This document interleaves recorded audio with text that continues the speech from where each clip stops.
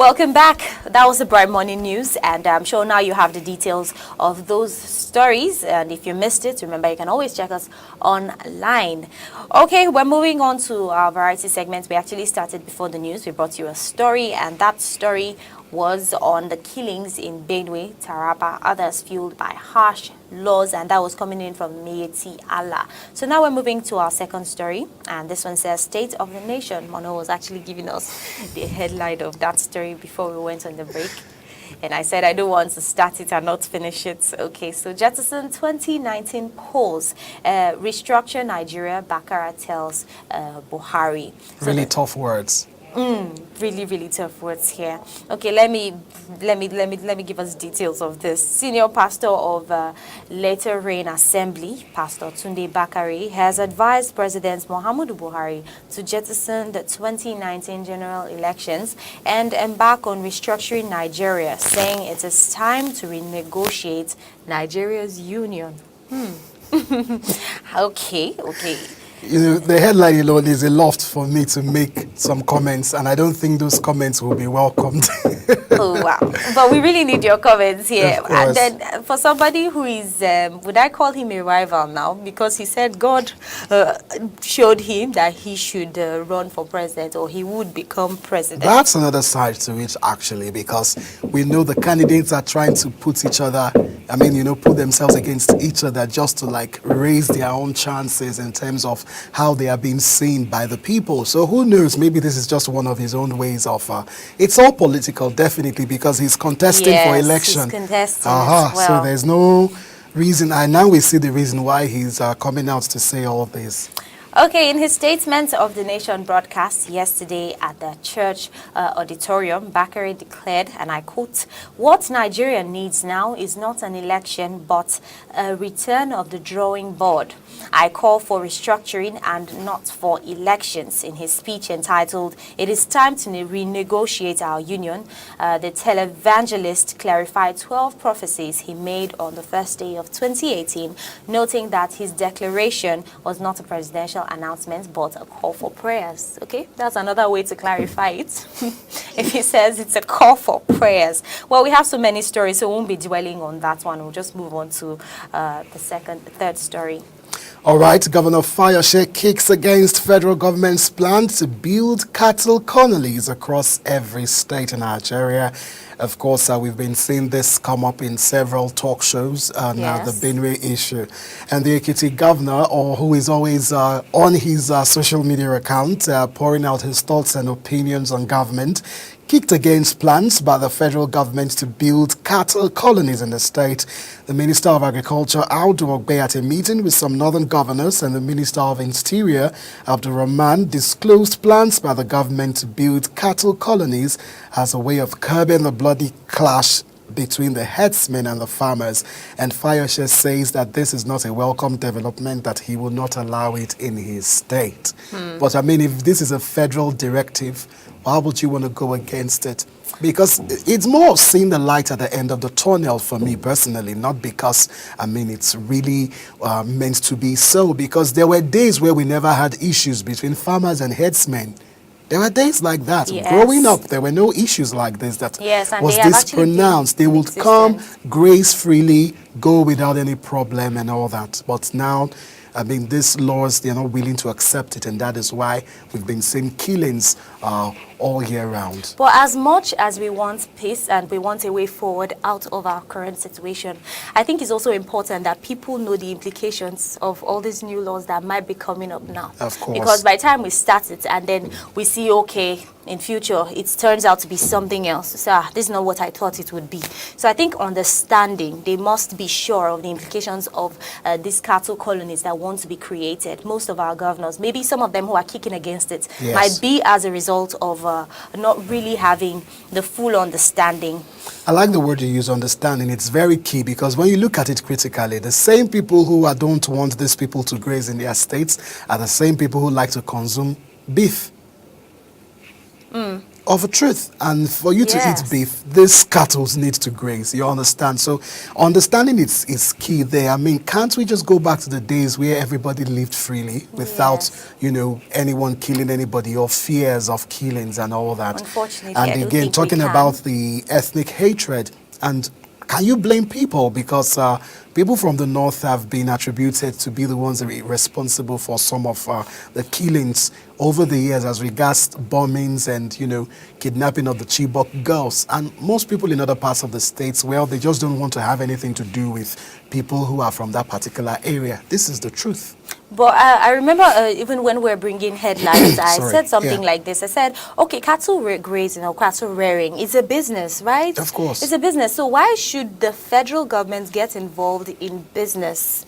That was another angle that even some people that went through this story and gave their comments on were taking it from. And I thought it made it made sense to an extent. But, okay, now don't you think it would be too dramatic if you're saying it's a business? So does that mean that if I'm a cattle rearer, I will come and pay how much, 100 naira to come and graze in your farmland or something, or to come to your place to come and graze? No, I'm saying for them to create cattle colonies in each state, this is the federal government stepping into their business now, and it's trying to support or help them. It just means that the federal government should also look at other sectors or other businesses that people are involved in and try to see how they can create avenues for them in every state. I understand, but you know that the situation now in terms of cattle rearing is different because it has to do with green pasture for the cattle to be able to feed. And these things are in surplus Yes. everywhere. And it's not something you want to say, okay, let me get this plot of land to be able to crop. That's going to be crazy in terms of, because you need a large expanse of land to be able to, raise this cattle. There's just so much to it. A whole lot. But we have to move on. We do. Okay, 6 persons injured at a wedding Fathai in Kano as Governor Ganduje and Kwankwaso supporters clash. This is quite funny because these are their supporters now who are having this clash. It's just like carrying another person's load on your head. And there were injuries, there are pictures, there were injuries, some people, even a kid was injured. I'm not sure these governors would be happy with the turnout of the events here. Because why should it end this way? Well, 6 persons were injured on Sunday in Kano, and following a clash between Kwankwasia and Gandujia political groups that are supporters of former and incumbent governors Musa Kwankwaso and Umar Ganduji.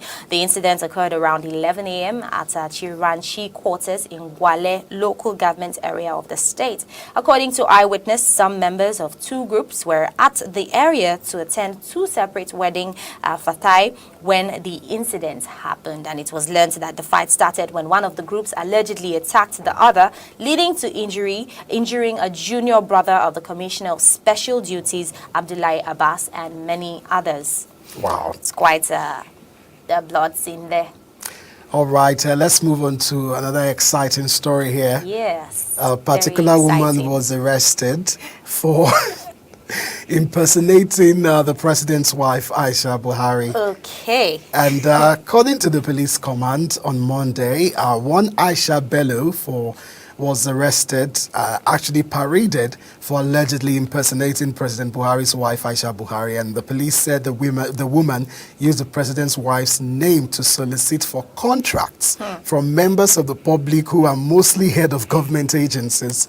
And speaking during the parade, the FCT Commissioner of Police, CP Sadiq Bello, said they received a special request to present before you. She is Aisha Mohammed Bello, 37 years old, mother of 4 from Plateau State. Oh, no. And she was arrested for impersonating the wife of the president, and she used the name of the First Lady to solicit for contracts and financial assistance from unsuspecting members of the public, especially heads of our government. And the suspect was arrested by police operatives on 10th of January 2018, and following a report that she contacted the coordinator of the project that she wants assistance in her capacity as a First Lady.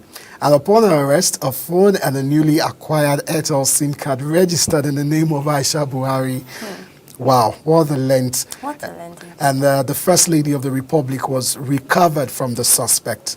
And now police had commenced moves to contacting other people she must have duped in the name of the First Lady. The details goes on, but really this is weird. Wow, but how this easy is it was for some people very to, far. to yield, to be gullible to this. You know, when you talk about Aisha Buhari, you know, there's this respect that comes to her, like, this is the First Lady. Why should I Yes. even doubt that something she might be playing something on me? But again, I want to think that that woman went too far.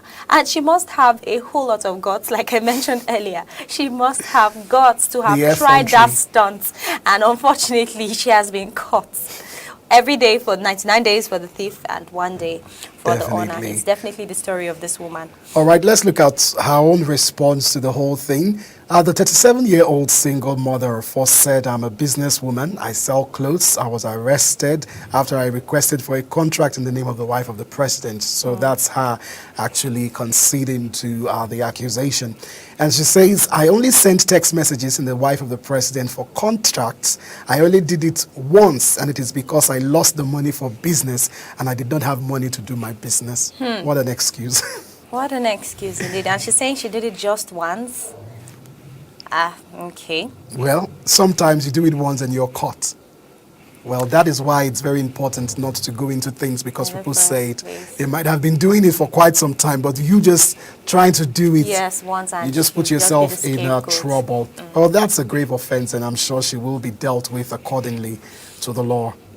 Okay, moving on to another story. This one says, Nigerian man publicly rejects his girlfriend's marriage proposal. Mono, what if your girlfriend proposes to you? What would be your reaction? Well, if it's meant to be, I'll definitely say yes. Although you would say yes. Yes, of well, course. this is one man who said no. We'll I'm show you a open-minded. video. You're open-minded. Yes, as regards this particular situation.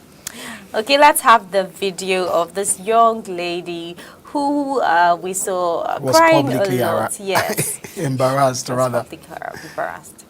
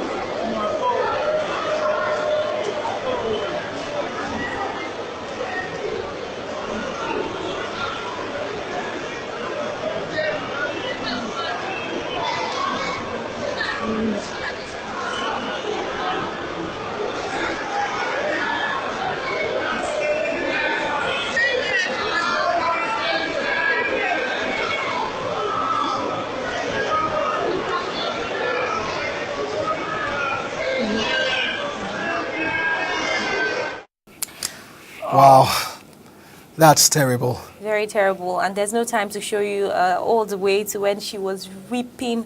Seriously, it's rather unfortunate. At least the mature way to go about this was, to just lift her up, pull her aside to a corner, or go to the nearest restaurant and just talk things out and not really give a response, but to embarrass her like Okay, that. I have a problem with this video. He did lift her up, but when he was lifting her up, he whispered in her ear to tell her, I am already married.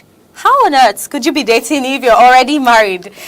We actually got to, that was a new development. We got to discover that was what he whispered to the young lady, and it was such an unfortunate. And ladies, please, before you propose to a man, though I know it's not in our culture to even do the proposing, but if you must do it, maybe you should just take it to the bedroom or in the house so you don't get humiliated like this in public. It's not a very fine scene. Quite unfortunate for her, but well, this is where we'll be cutting it short on the Bright Morning Show. We want to thank you for watching. I am Mono Balagbobo signing out. And I am Dorcon Rimdan. It has been a great time on the show. See you tomorrow.